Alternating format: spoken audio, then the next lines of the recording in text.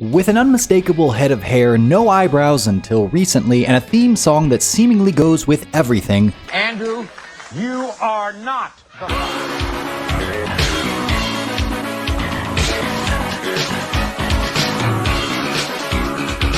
Major William F. Guile is one of the most beloved and recognizable characters in all of Street Fighter. He's the most prominently identified poster boy for the zoning character archetype, and since his debut as a World Warrior in Street Fighter II, he's appeared in every main Street Fighter game to date with the exception of Street Fighter III. But who is the man behind the shades? What makes him tick, and where might he be going next? Flash kick back with us as we explore the full story of Guile leading into Street Fighter VI. Guile is based off of a handful of JoJo's Bizarre Adventure characters, as he was initially inspired by Jean-Pierre, but the SF2 development team played around with stretching out his hair and making him look more like Rudolf von Stroheim. His name comes from Jay Guile, Jean-Pierre's main rival, and his sonic boom was inspired by Wamu's Divine Storm technique. The American hero was created as the first World Warrior to fully represent the USA, as Ken Masters is actually only 1/4 American and 3/4 Japanese. In terms of themes and overarching character threads, Guile's main vice is his temper, which sometimes leads him to prioritize personal vengeance over bigger picture needs, such as being a family man. Temper your temper is Guile's big lesson to learn, as he too often is controlled by his rage and must learn to keep the heart hot but the mind cool so as to be maximally effective in both his fights as well as his everyday ventures. Guile's canonical story gets a little overture as we learn that before Street Fighter Alpha, he was a trainee in the United States Air Force and befriended his superior officer, Charlie Nash. He asked Charlie to teach him his unique fighting style, which Charlie did, but Guile was not as proficient at it. Note how he needs 2 hands to throw a sonic boom while Charlie only requires 1. This was due in major part to his angrier emotions getting in the way of disciplined progress. The American hero officially joins the fray in Street Fighter Alpha 3 as he's now a commander and looking for the disappeared Charlie Nash.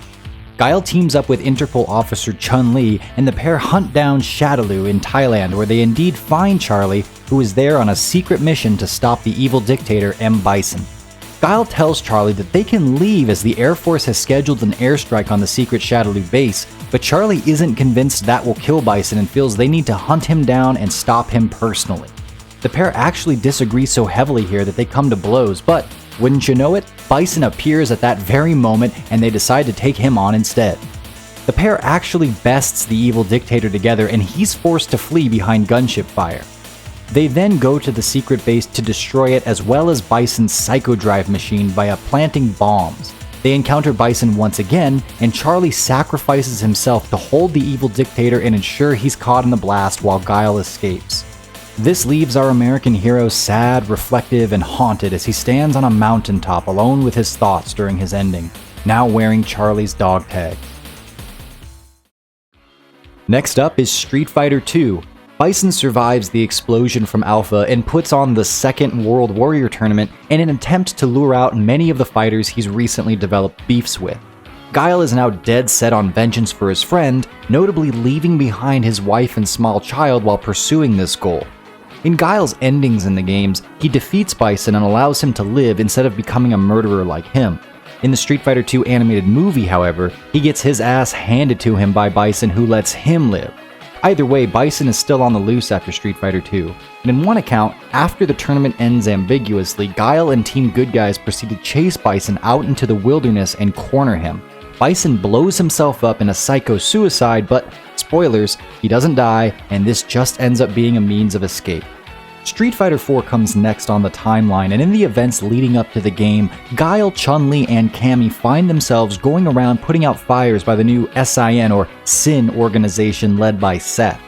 They discover Sin's plot to capture the world's strongest fighters and harvest their fighting energy, and eventually come to a confrontation with newcomer Juri, whom Guile and Cammy encounter while she's capturing some of the Shadaloo dolls. Guile fights Juri but lands just one measly combo in an otherwise very one-sided bout that ends with Juri nailing the American hero with this badass kick that also destroys a nearby plane. Guile's fine though. So during the main events of Street Fighter IV, Guile decides to continue his search for Charlie since no body was ever discovered. His superiors at work tell him that they've got bigger fish for him to fry, and so he says he'll resign as a result. But the Air Force simply ignores him and tells him to go investigate Sin's new World Warrior tournament, which he does. At some point, Guile encounters French wrestler Abel, who recognizes the sonic boom attack. This tips Guile off that Abel has actually encountered Charlie since he's the only other fighter who can perform this attack. This super interesting lead doesn't get explored almost at all beyond this, as the two fight, because this is Street Fighter, and though Abel ends up joining Team Good Guys afterwards, we don't actually know who won, by the way, they don't discuss the Charlie thing ever again.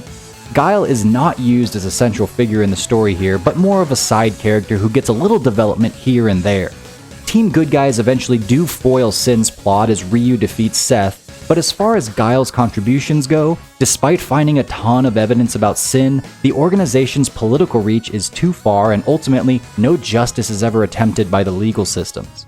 Guile sees a little more action as he and Abel save Chun-Li from the destruction of Sin's headquarters, and he's finally seen putting a beer on Charlie's grave, having made it virtually nowhere in terms of his own personal journey.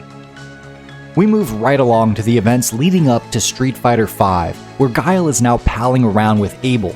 He saves Abel from a tussle with new Shadaloo sub-boss, Fong, and it's here that Guile discovers that Shadaloo is still going strong and is behind some recent abductions of computer hackers.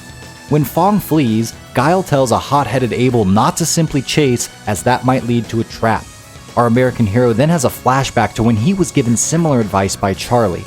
This seems to imply that Guile has been working on dealing with his hot temper, which has honestly felt like an issue that's been told to us in dialogue more than it's been directly shown to us, but at least we're getting some character development here.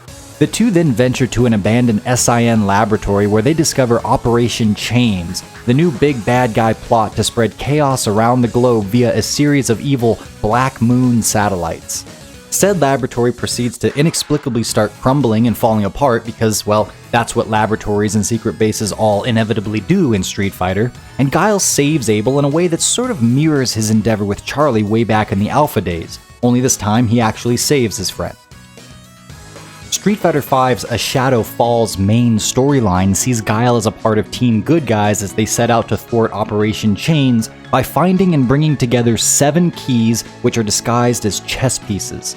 Bison is back in business as the head of Shadaloo, and Charlie Nash has been resurrected and Frankensteined back together by Colleen, who is working for Illuminati leader Urien and secretly for his brother Guile.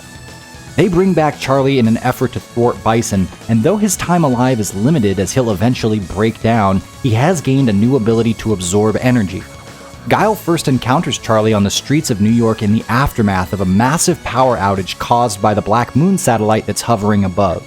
Charlie does not recognize Guile and is only interested in collecting the chess piece Guile has. The two fight, Charlie wins, and Guile falls back into his old angry ways as he tosses a frustration boom at Charlie, who simply absorbs it and then splits.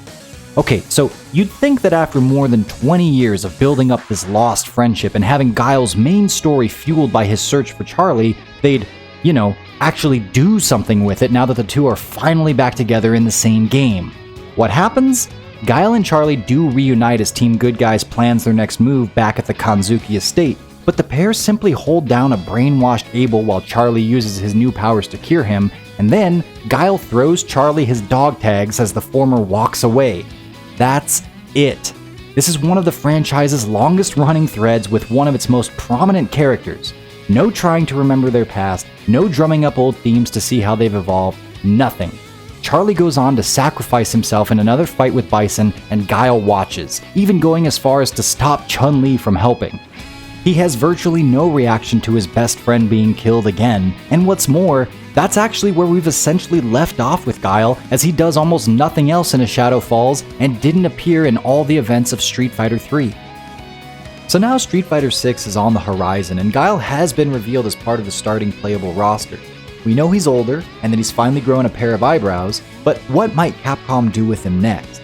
For the first time now, Guile is in a mainline Street Fighter game where his goal likely isn't related to the investigation of Charlie. He's most obviously tied in with Luke's emerging story, as we find Guile played a bit of a temporary mentor role for the young up-and-comer while he was in the military. Guile appears to have overcome his former personality flaw of being too hot-tempered, but not through any noteworthy journey or story thread. It seemed to just have happened, or perhaps more aptly, been abandoned, somewhere between games. Luke does appear to be set up to be adversarial toward Guile's brother-in-law, Ken Masters, who has been wrongly set up and accused of being the terrorist behind the attack that killed Luke's father. So maybe Guile will impart his learned wisdom on Luke to approach with a cool head instead of going all out against Ken. Maybe this advice is what allows for Ken and Luke to converse and ultimately get the truth out in the open, which would allow for Ken to return to society from being an outcast. This is still a fairly sidelined overall role, but hot damn, that's basically par for the course when it comes to Guile. What do you think about Guile's story thus far, and where do you think it might go next? Should Capcom give him more of a center stage role this time around and really flesh out his character? Or are having all of his trademarks and some strong zoning gameplay enough? Let us know in the comments below, and if you'd like to see other Street Fighter character stories like this one, be sure to check out our playlist that features Juri, Chun-Li, Cammy, Akuma, and others.